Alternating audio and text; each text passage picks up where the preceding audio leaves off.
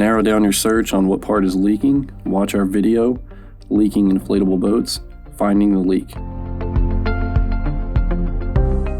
Once you've narrowed your leak down to the valve, watch our video, Leaking Inflatable Boats, How to Fix Leaking Valves. If the inside components are leaking and cleaning the inside of the valve does not fix the problem, then it is time to rebuild or replace the valve. In this video, we are rebuilding a Leafield C7 valve in a thwart seat air cell.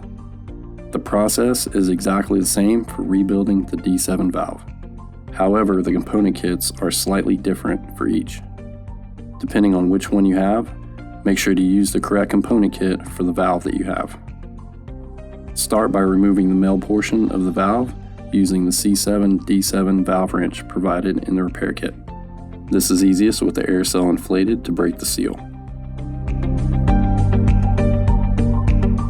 Once it is loose, you can deflate the air chamber and hold the base of the valve for easy removal.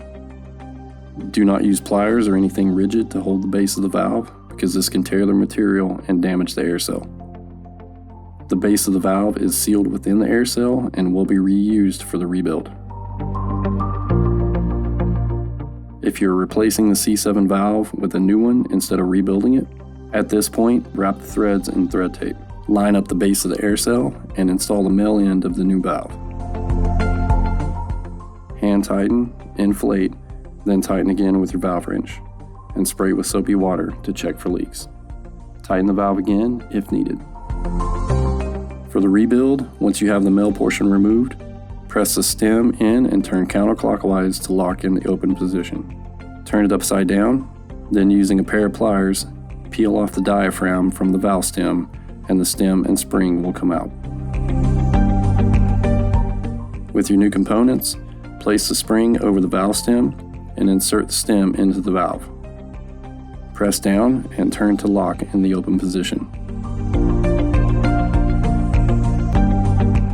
Flip it upside down, hold the diaphragm at an angle and gently work it onto the end of the valve stem.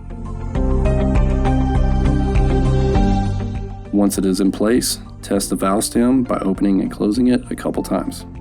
Line up the valve in the air cell. The C7 has a plastic seal that should be installed with grooves down against the boat between the male and female valve pieces. The D7 does not have or need this piece for installation. Line up the valve in the air cell, screw the valve back in place, hand tighten, inflate, then tighten again with your valve wrench, and spray with soapy water to check for leaks. Tighten the valve again if needed. We have all the valves and rebuild kits available on our website, and if you have any other questions, feel free to give us a call. We're happy to help.